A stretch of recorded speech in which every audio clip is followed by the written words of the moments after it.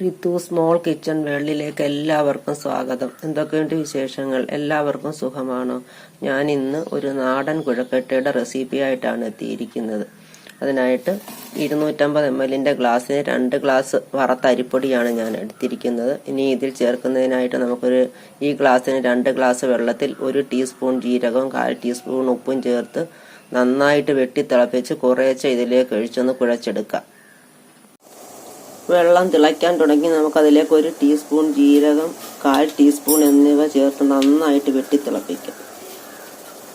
അതിനുശേഷം ഇത് പൊടിയിലേക്ക് ഒഴിച്ച് ഒരു തവി കൊണ്ട് നന്നായിട്ട് കുഴച്ചെടുക്കാം. നമ്മുടെ കുഴക്കട്ടയുടെ മാവ് നന്നായിട്ട് കുഴച്ചെടുത്തിട്ടുണ്ട്.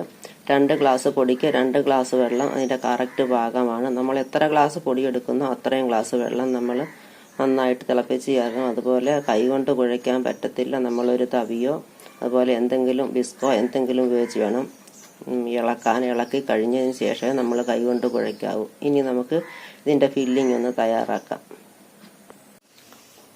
ഫില്ലിംഗ് തയ്യാറാക്കുന്നതിനായിട്ട് നമ്മളൊരു ചീനിച്ചട്ടി അടുപ്പത്ത് വെച്ച് 2 ടീസ്പൂൺ നെയ്യ് ചേർത്ത് കൊടുത്തിട്ടുണ്ട്.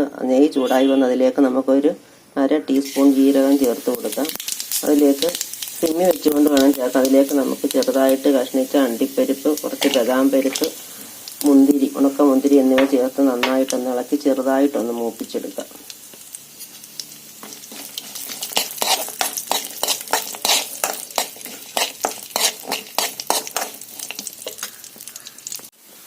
അണ്ടിപ്പരിപ്പും ബദാം പരിപ്പും മുന്തിരിങ്ങയും മൂത്ത് വന്നിട്ടുണ്ട്. അതിലേക്ക് നമ്മൾ തിരിഞ്ഞു വെച്ചിരിക്കുന്ന 1 മുറി തേങ്ങ ചേർത്ത് കൊടുക്കാം.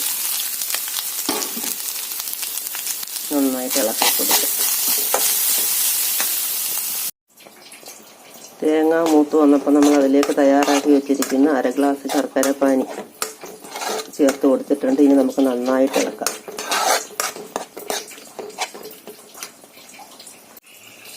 ഇനി ഇതിലേക്ക് 3 സ്പൂൺ വെള്ളത്തിൽ ചെറുതായി ഒന്ന് നനച്ച 1 ഗ്ലാസ് അവല് ചേർത്ത് കൊടുക്കുക.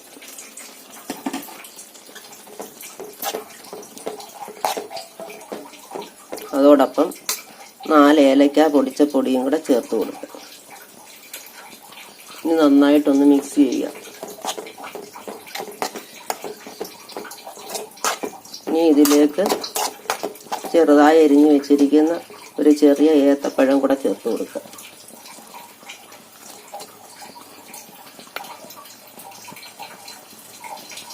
നന്നായിട്ട് ഇളക്കി യോജിപ്പിക്കാം. അപ്പം നമ്മുടെ ഫില്ലിംഗ് ഇവിടെ റെഡിയായി വന്നിട്ടുണ്ട്. ഞാൻ സ്റ്റൗ ഓഫ് ചെയ്തു.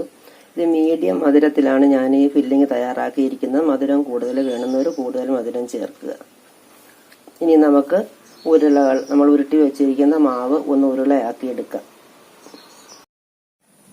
ഇനി നമുക്ക് കുഴച്ച് വെച്ചിരിക്കുന്ന മാവ് ഉരുളകളാക്കി എടുക്കുക. അതിനായിട്ട് നമ്മൾ ഒരു പാത്രത്തിനകത്ത് അല്പം വെളിച്ചെണ്ണ എടുത്ത് കയ്യെ തടവിക്കൊണ്ട് വേണം ഉരുളയാക്കാൻ. അതൊരിക്കലും മറന്നു പോകരുതെങ്കിൽ ഇത് നമുക്ക് പെർഫെക്റ്റ് ആയിട്ട് കിട്ടത്തുള്ളൂ. ഇനി നമുക്കിതെല്ലാം ഒന്ന് ഉരുളയാക്കി എടുക്കാം. നമ്മുടെ കുഴക്കട്ട എല്ലാം ഉരുളകളാക്കി നമ്മൾ ഫില്ലിങ് വെച്ച് റെഡിയാക്കി എടുത്തിട്ടുണ്ട്. ഇനി അത് നമുക്ക് കുട്ടകത്തിലേക്ക് പറക്കി വെച്ച് കൊടുക്കാം. കുട്ടകത്തിൽ പറക്കി വെക്കുന്നതിന് മുമ്പ് അതിനകത്ത് വെള്ളത്തിലേക്ക് നമുക്കൊരു 1/4 ടീസ്പൂൺ ജീരകം കൂടെ ചേർത്ത് കൊടുക്കുക. അപ്പം നല്ലൊരു ഫ്ലേവർ കിട്ടും. ഇനി നമുക്ക് ഇതിലേക്ക് പറക്കി വെച്ച് കൊടുക്കാം. വെള്ളം തിളച്ച് കഴിഞ്ഞാൽ 15 മിനിറ്റ് കൊണ്ട് നമുക്കിത് വെന്ത് കിട്ടും. നമ്മൾ ഇടയ്ക്കൊന്ന് ഇളക്കി വെക്കാമെങ്കിൽ പെട്ടെന്ന് നമുക്ക് വെന്ത് കിട്ടും.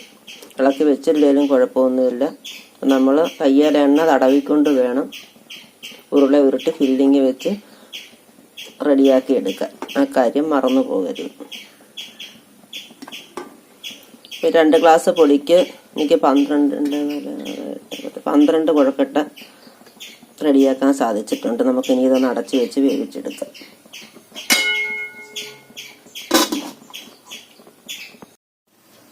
നമ്മുടെ കുഴക്കട്ട അടിപൊളിയായിട്ട് വെന്തിട്ടുണ്ട്. നമുക്കത് മറ്റൊരു പാത്രത്തിലേക്ക് മാറ്റാം.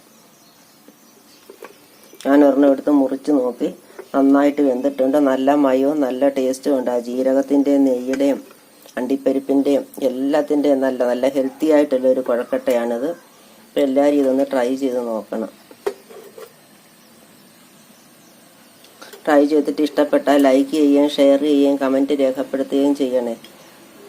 സബ്സ്ക്രൈബ് ചെയ്തിട്ടില്ലാത്തവർ ഒന്ന് സബ്സ്ക്രൈബ് ചെയ്യുകയും സബ്സ്ക്രൈബിൻ്റെ തൊട്ടടുത്ത് കാണുന്ന ബെൽ ബട്ടൺ അമർത്തി ഓൾ എന്ന ഓപ്ഷനും കൂടെ പ്രസ് ചെയ്ത് എന്നെ ഒന്ന് സപ്പോർട്ട് ചെയ്യണം. ഇതുപോലെ മറ്റൊരു വീഡിയോ ആയിട്ട് ഉടൻ തന്നെ കാണാം. താങ്ക്